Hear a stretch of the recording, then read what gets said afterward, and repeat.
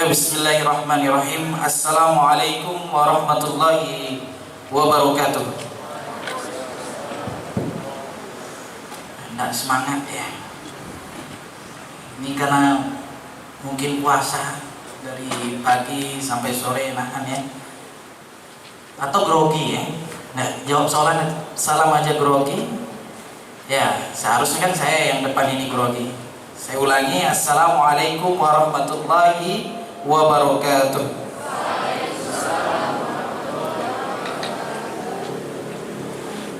Alhamdulillahilladzi an'ama 'alaina bi ni'matil imani wal islam alladzi qad a'tana ni'matan katsiratan wa rizqan wasi'an hatta nastati an najtami'a fi hadzal makan al mubarak.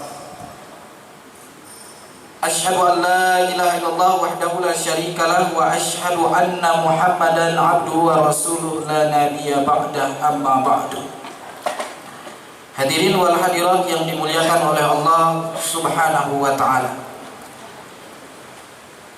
Bersyukur kita kepada Allah, kita pada sore yang berbahagia ini masih diberi Allah kesempatan, kesehatan, sehingga kita dapat melaksanakan kajian setiap hari ya Mas? Setiap hari. Sore atau pagi? Sore loh. Pagi ada juga. Wah, ini kajian yang full ini. Ini suatu nikmat juga ini, berkumpul bersama dengan orang-orang soleh. Umar bin Khattab itu pernah ngomong, rasanya saya ini ingin meninggalkan dunia saja. Artinya beliau ingin mati aja, katanya. Kalau tidak ada 3 hal, kata Umar bin Khattab. Kalau tidak ada 3 hal. Apa 3 hal itu? As-sholah. Karena masih ada sholat di dunia ini, maka saya masih tahan hidup di dunia ini. Kedua, karena qiraatul Qur'an. Karena banyak membaca Al-Quran. Karena masih ada Al-Quran. Yang ketiga, kata Umar bin Khattab, yaitu ijtima'u ma'as sholihin, yaitu berkumpul dengan orang-orang soleh. Karena 3 hal ini, maka Umar bin Khattab masih bertahan hidup di dunia. Ya, maka berkumpul dengan orang-orang soleh, dengan kajian-kajian ilmu pengetahuan seperti ini akan menjadikan kita menjadi pribadi yang lebih baik. Kalau kita belajar mungkin dari pondok pesantren, kitab ta'lim muta'alim, nah itu belajar hukumnya fardhu ain. Talabul ilmi faridatun ala kulli muslimin wa muslimah. Hafal semua hadisnya. Walaupun hadis ini dhaif, tapi tidak masalah kita mengambil hadis dhaif selama memenuhi syarat. Syarat pertama untuk fadhailul a'mal. Yang kedua, laisa fi amril akidah, bukan dalam urusan akidah. Kemudian bukan dalam urusan halal haram. Kemudian tidak ada perawinya yang pendusta, sanadnya di dalam itu tidak ada yang pendusta. Selama itu insya Allah kita boleh menggunakan hadis dhaif. Ini kata Imam As-Suyuti.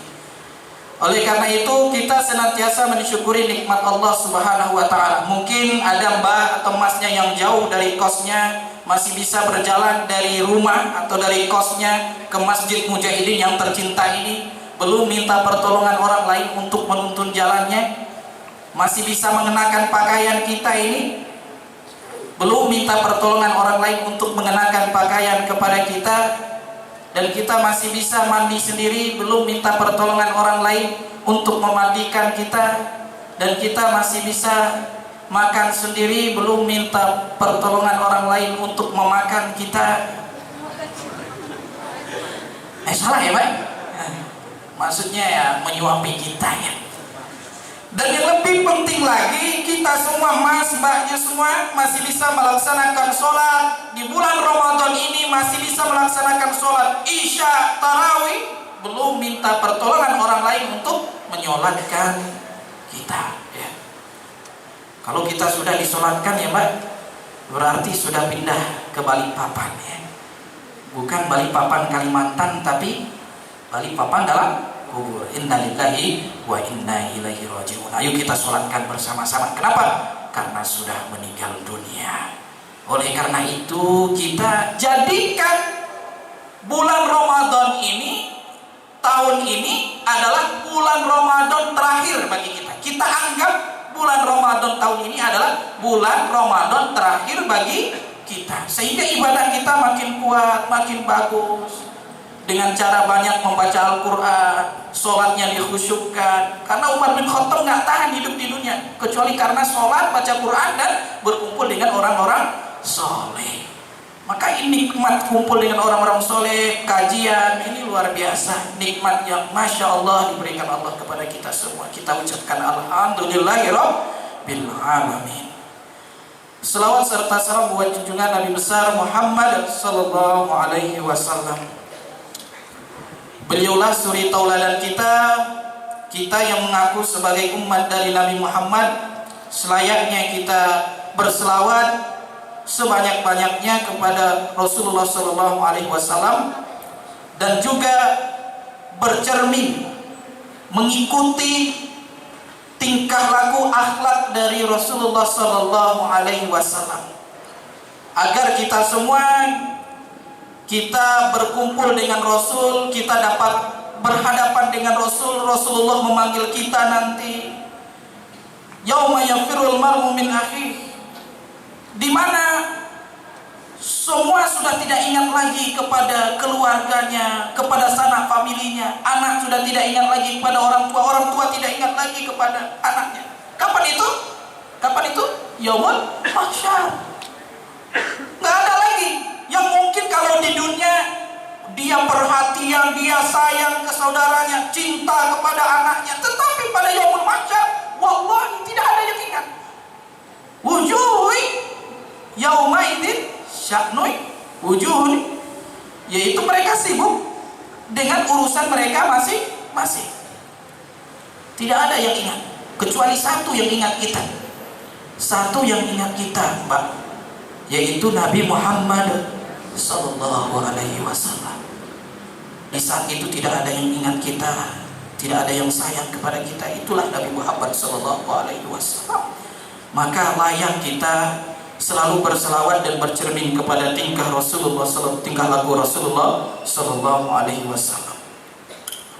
Hadirin wal hadirat yang calon penghuni kubur yang saya khawatirkan, semua kita calon mayat ini. Mas yang di sana itu calon mayat, di sini juga calon mayat, di sini juga kayak.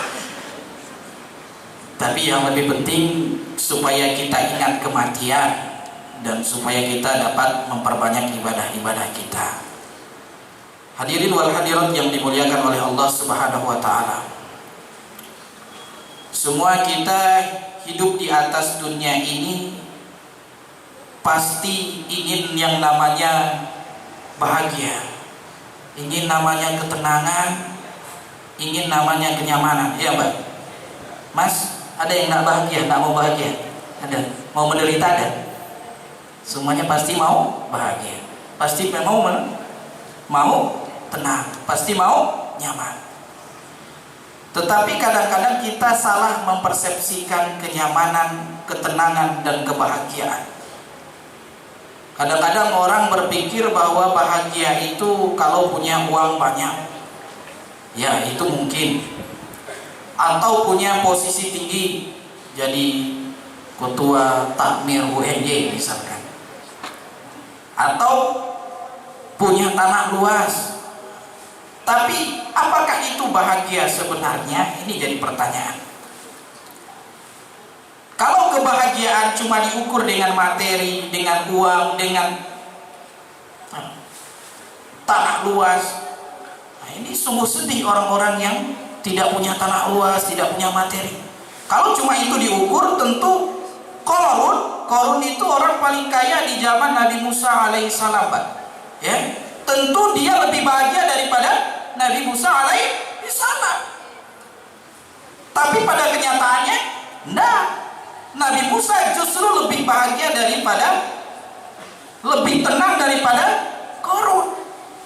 Walaupun banyak duitnya, dia sombong dengan kekayaannya. Innama inni qad utitu ala ilmin indi.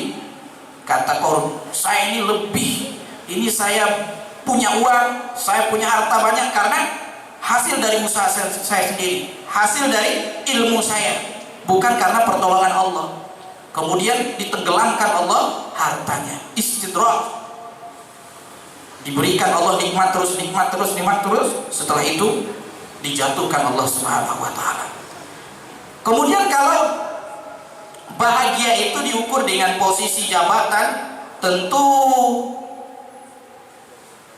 yang lebih bahagia orang-orang yang mendapati jabatan tinggi. Misalkan Fir'aun lebih bahagia daripada Nabi Musa alaihi salam. Tapi pada kenyataannya juga tidak. Siapa yang lebih bahagia? Nabi Musa atau Fir'aun? Nabi Musa alaihi salam. Padahal Nabi Musa gak punya posisi. Kenapa? Karena bahagia itu tidak diukur dengan materi, tidak diukur dengan posisi. Ada banyak cara kita untuk mendapatkan kebahagiaan. Hadirin wal hadirat yang dimuliakan oleh Allah Subhanahu wa taala.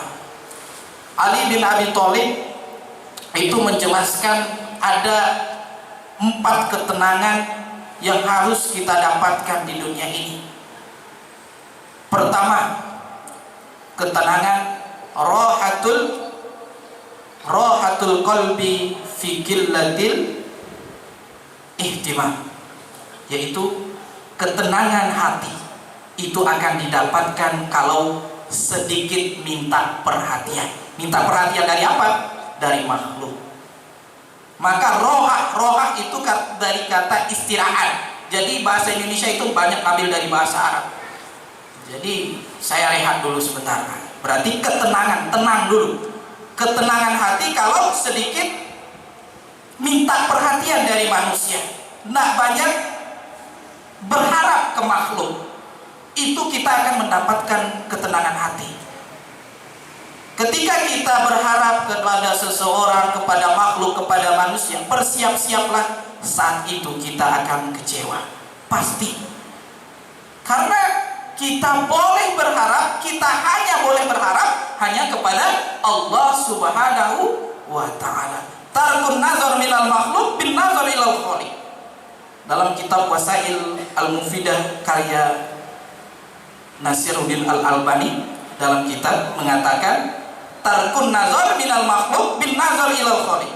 Cuma butuh perhatian dari manusia, tidak butuh perhatian dari, cuma butuh perhatian dari Allah, tidak butuh perhatian dari manusia.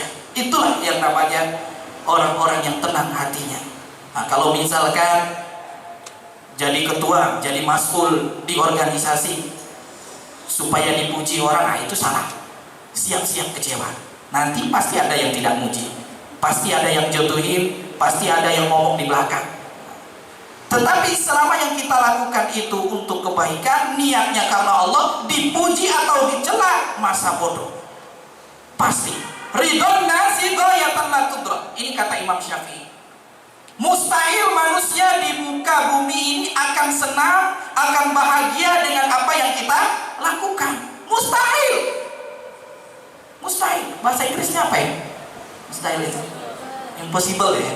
Bahasa Jawanya mustahil manusia di muka bumi ini akan senang dengan apa yang kita lakukan. Walaupun yang dilakukan mas, mbaknya itu baik, nggak melanggar syariat, bermanfaat, nggak ganggu orang lain, tetapi tetap ada yang nyela, tetap aja anggap ada yang tidak suka. Kenapa? Mustahil. Kenapa Rasulullah saja? Rasulullah kurang apa, Mbak? Kurang apa? Nggak ada kurangnya lagi. Manusia paling sempurna, maksum, itu dihina, bahkan disiksa.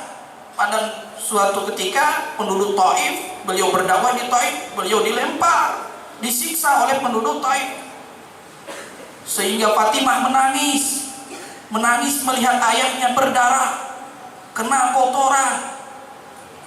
Bahkan Rasulullah Shallallahu Alaihi Wasallam diminta, ini malaikat yang minta, bukan Rasulullah yang minta.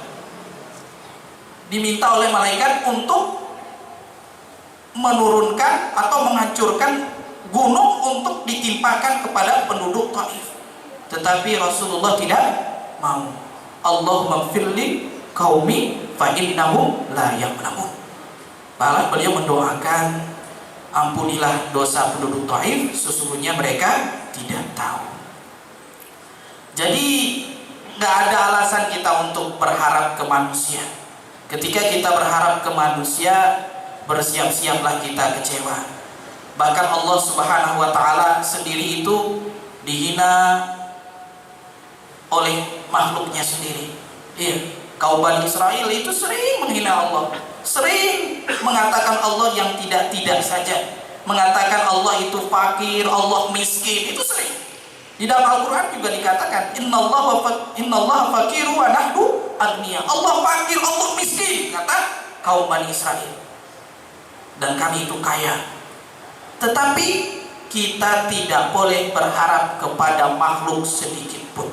Berharaplah kepada Allah Subhanahu wa Ta'ala. Kalau kita mau hati kita menjadi tenang. Mungkin selama ini kita tidak tenang hati karena berharap pujian dari teman-teman kita, dari anggota-anggota kita di organisasi atau di apa. Jadi berharaplah ke Allah ketika kita menginginkan hati kita itu tenang, lembut. Ya. Dan yang kedua adalah rohatul nafsi fi qillatil ma'asi, yaitu roha, ketenangan nafsu. Nafsu itu jiwa, ruh. Ketenangan jiwa itu sedikit dalam berbuat maksiat. Kalau banyak buat maksiat ini bahaya ini. Inilah yang menyebabkan ruh kita itu tidak tenang, tidak nyaman, gelisah. Badan kita ini perlu makan, ruh kita juga perlu makan, yaitu dengan zikir, alhamdulillah, Allahu Akbar. Maka diri kita ini harus dibersihkan. Kalau melakukan kesalahan, maksiat, cepat-cepatlah bertaubat. Ada beberapa hal untuk tazkiyatun nufus. Yang pertama itu taubat, bertaubat kepada Allah Subhanahu wa Ta'ala, mengucapkan istighfar ketika ada melakukan maksiat. Kemudian juga muhasabah. Muhasabah artinya adalah introspeksi diri. Usahakan sebelum kita tidur nanti, kita mau tidur, kita ingat apa kesalahan saya hari ini. Adakah saya ngomong orang? Kan banyak orang di bulan puasa ini, dia puasa, ada tetangga sebelah bertengkar, oh dia hadir. Yang depan bertengkar, oh dia ikut. Yang di sebelah bertengkar, nggak pernah saya. Ribut dia. Ditanya, Mbak, ketika orang bertengkar, ketika orang ribut selalu ada. Ya saya kan ketua bertengkar. Orang-orang di sini, orang-orang yang di bulan puasa tidak dapat ampunan. Maka oleh karena itu sedikit maksiat, kalaupun melakukan kesalahan, istighfar langsung, jangan ditunda-tunda. Astagfirullahaladzim, astagfirullahaladzim, astagfirullahaladzim. Sebelum tidur kita ucapkan alhamdulillah kalau kita bisa melakukan kebaikan. Oh tadi saya ngasih tebengan buat teman saya tadi, alhamdulillah, alhamdulillah. Tapi kalau melakukan kesalahan, tadi saya kayaknya gibahin teman saya tadi, ucapkan astagfirullahaladzim. Itu setiap hari, setiap malam kalau kita lakukan itu, insya Allah pribadi kita setiap hari akan menjadi lebih baik. Ini kata Abu Bakar Al-Jazair, ad-dunya mausumul amal. Ini kata Abu Bakar Al-Jazair. Dunia itu bisnis dengan Allah. Bagaimana bisnis dengan Allah? Wah ini kalau dunia ini kata Ustaz bisnis, mana ada tuh Allah jual pempek. Bukan itu maksud saya. Dunia mausumul amal, berbisnis dengan Allah. Bagaimana berbisnis dengan Allah? Kalau kita bisnis pasti ada yang namanya apa? Modal lah. Ada modal nggak? Harus ada modal. Maka roksul mal, harus ada roksul mal. Roksul mal itu modal kalau dalam bahasa Arab. Ada yang usaha nggak pakai modal, pastikan pinjam juga ke temannya. Maka kalau kita berbisnis dengan Allah, modalnya apa mas? Mbak? Modalnya itu adalah amalul wajib, amalan-amalan wajib kita. Ya kayak sholat 5 waktu itu wajib. Apalagi puasa Ramadan. Itu wajib dan itu modal kita. Kalau kita mau usaha, mau nggak balik modal? Ada yang usaha cuma mau balik modal? Nggak ada toh? Pasti kita usaha, pasti mau dapat namanya untung. Lalu apa untungnya kalau kita berbisnis dengan Allah Subhanahu wa taala? Untungnya adalah amalun nawafil. Yaitu amalun nawafil itu adalah hal-hal sunnah, qiraatul Quran, baca Al-Quran banyak. Nah itu, kemudian sholat sunnah, tahajud, duha, itu bonus, itu untung, profit. Pasti kita mau dapat untung. Ada nggak yang usaha nggak mau dapat untung? Nah, kalau ada orang yang usaha mau dapat untung dong, sholat wajib saja, sholat wajib, puasa saja, tapi amalan sunnah nggak usah dilaksanakan. Dan kalau kesalahan, kalau orang-orang yang rugi itu adalah orang-orang yang rugi berbisnis dengan Allah, adalah orang-orang yang melakukan dosa setiap harinya. Itu adalah orang-orang yang rugi berbisnis dengan Allah Subhanahu wa taala. Oleh karena itu kita hayati apa yang saya lakukan hari ini, apa yang saya kerjakan hari ini, dosa apa yang saya lakukan. Insya Allah kalau itu yang kita lakukan, kita akan menjadi pribadi yang lebih baik, lebih bagus. Hadirin wal hadirat yang dimuliakan oleh Allah Subhanahu wa taala. Istighfar sendiri itu bukan sekedar untuk menghapus dosa-dosa kita, meminta ampunan dari Allah, bukan. Kalau seperti itu, ini digunakan oleh orang-orang liberal biasanya. Berarti Rasulullah itu nggak maksum. Rasulullah itu kan sering istighfar. Berarti Rasulullah itu bukan manusia sempurna, banyak dosa Nabi kalian itu. Nah, tapi istighfar itu bukan maksudnya adalah cuma memohon ampun kepada Allah, tetapi istighfar itu juga minta perlindungan dari kesalahan-kesalahan dan dosa-dosa yang akan terjadi. Jadi istighfar itu adalah untuk perlindungan.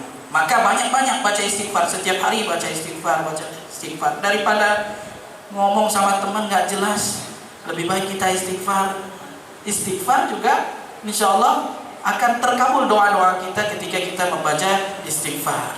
Kita mungkin pernah dengar cerita seorang imam, ya, Imam Ahmad bin Hanbal. Pernah dengar kan? Cerita Imam Ahmad bin Hanbal, beliau tiba-tiba pengen pergi ke kota Basra, padahal beliau tinggal di Baghdad. Tiba-tiba beliau pengen ke kota Basra, nggak ada angin, nggak ada hujan, nggak ada alasan, tiba-tiba pengen saja gitu. Akhirnya sampai ke kota Basra, sudah malam, akhirnya beliau pergi ke masjid untuk nginap di sana. Rupanya diusir oleh penjaga masjid. Kemudian beliau tidur di teras masjid. Rupanya masih diusir oleh penjaga masjid. Akhirnya beliau di jalanan, ada pedagang roti, kemudian menawarkan tempat tinggal kepada Imam Ahmad bin Hanbal. Tapi apa yang dilakukan pedagang roti ini? Ketika pedagang roti ini membuat kuenya, membuat rotinya, menuangkan air, ada satu kata yang sering dia ucapkan, astagfirullahaladzim, astagfirullahaladzim, astagfirullahaladzim. Berulang-ulang kali diucapkan. Setiap kali diucapkan astagfirullahaladzim, astagfirullahaladzim. Sehingga membuat Imam Ahmad bin Hanbal ini penasaran. Tuhan, apa manfaat engkau mengucapkan astagfirullahaladzim? Dan sudah berapa lama kamu mengucapkan astagfirullahaladzim? Saya sudah mengucapkan istighfar selama seumur hidup saya. Selama saya hidup mulai saya balik. Dan semua yang saya inginkan ketika saya membacakan istighfar ini, semuanya terkabul. Semuanya terkabul. Ada yang tidak terkabul? Ada yang tidak terkabul. Saya yang nggak terkabul itu, saya ingin bertemu dengan ulama besar dari Baghdad, namanya Imam Ahmad bin Hanbal. Oh, Imam Ahmad bin Hanbal, saya berarti. Akhirnya ini efek dari istighfar, yaitu doa-doa kita insya Allah terkabul. Daripada kita ngomong nggak jelas, lebih baik kita istighfar. Ucapkan istighfar, astagfirullahaladzim, astagfirullahaladzim. Jadi amalan rutin kita. Dan ini akan menjadi amalan rutin kita. Dan insya Allah kalau amalan rutin ini kita laksanakan, ini akan jadi kebiasaan kita. Kita sering melihat orang meninggal dunia baru-baru ini ada yang meninggal dunia ketika baca Al-Quran, ada kan? Dan kita berharap meninggal dunia seperti itu. Orang akan meninggal dunia sesuai dengan tabiat dia. Kalau sering baca Al-Quran, insya Allah meninggal dunia nanti, insya Allah di hadapan Al-Quran ketika membaca Al-Quran. Ada juga kemarin itu di Bantul, saya diceritakan meninggal ketika sholat Jumat. Allah, Masya Allah, meninggal husnul khotimah insya Allah. Tapi kalau kebiasaan kita dugem, kemudian lari ke tempat-tempat yang tidak baik ya, kombur atau ya cari jalan-jalan yang di daerah sana dekat Malioboro misalkan. Nah insya Allah kalau di sini nggak ada. Nah itu meninggal dalam tempat-tempat seperti itu ya su'ul khotimah. Khairul amal ad-dawa'i, sebaik-baik amal itu yang konsisten kita lakukan terus menerus, istiqomah. Kenapa terompahnya Bilal bin Rabah itu terdengar di surga? Karena amalannya Bilal bin Rabah itu selalu menjaga wudunya. Itu ada amalan rutinitas kita. Yang suka baca Al-Quran, baca Al-Quran terus.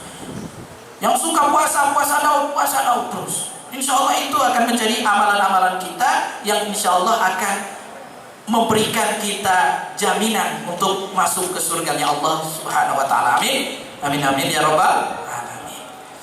Hadirin wal hadirat yang dimuliakan oleh Allah Subhanahu wa ta'ala. Kemudian rahatul jismi fi qillatit ta'am. Ketenangan badan. Jism itu artinya badan, Pak. Ketenangan tubuh kita kalau sedikit makan. Kalau banyak-banyak makan bahaya. Atau ada yang ekstrim nggak mau makan, cuma makan sayuran. Daging kambing difitnah sama dia. Ini daging kambing yang menyebabkan kolesterol. Kalau kita dengar dari pada dokter, bukan daging kambing yang menyebabkan kolesterol tinggi, karena mungkin faktor psikologis kita. Hadirin wal hadirat yang dimuliakan oleh Allah Subhanahu wa ta'ala. Makanya puasa ini sebenarnya untuk mengatur pola makan kita. Yang semulanya mungkin kita tidak teratur, malam makan, siang makan 2 kali, 3 kali, bahkan kadang-kadang 4 kali, tidak teratur jamnya juga. Maka puasa ini mengatur kita supaya makan kita tertib. Rohatul jismi fi qillatil akli. Ketenangan badan itu kalau sedikit makannya. Kalau kita misalkan mau check up ke suatu tempat, ke rumah sakit, pasti ditanya, masnya udah makan belum? Udah, pakai ayam. Kalau begitu jangan periksa dulu. Nanti kalau mau diperiksa jangan makan dulu. Karena memang puasa ini menyehatkan. Sumu tasih. Puasa menyehatkan. Berpuasalah, insya Allah kamu akan sehat. Walaupun hadisnya dhaif, selama hadisnya itu dhaif, memenuhi 5 syarat tadi, insya Allah tidak apa-apa kita gunakan. Mau periksa gula darah, mau periksa garam darah, minyak darah, apa lagi? Kolesterol, itu harus puasa dulu. Begitu juga kalau di peternakan itu juga kalau mau memotong sapi, mau potong kambing, nah itu kambing atau sapinya harus dipuasakan terlebih dahulu supaya daging yang dihasilkan itu empuk. Ini ada anak-anak peternakannya. Begitu. Hadirin wal hadirat yang dimuliakan oleh Allah. Ini mau sampai jam berapa ya? 6.25 ya? Oh, 6.25 ya? Nanti kita sambung lagi ya. Hadirin wal hadirat yang dimuliakan oleh Allah Subhanahu wa ta'ala. Ya, karena mengingat waktu 5 menit lagi diberikan. Kemudian rahatul lisani fi qillatil kalam. Rahatul lisani fi qillatil kalam. Ketenangan lisan itu adalah lidah. Nah, berarti ketenangan lidah kita pada sedikit omongan, tidak banyak ngomong yang perlu-perlu saja. Kalau yang diomongin berkualitas diomongkan. Nah, kalau kayak saya ceramah ini kan nggak, memang harus banyak ngomong. Kalau diam kayak gini kan malah nggak, jamaahnya malah bingung nanti.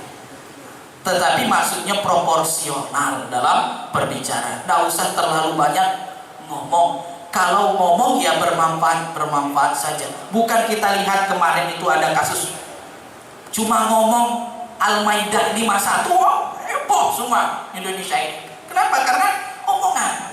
Asyratul rijli khairun min asyratil lisan. Ini kata ulama.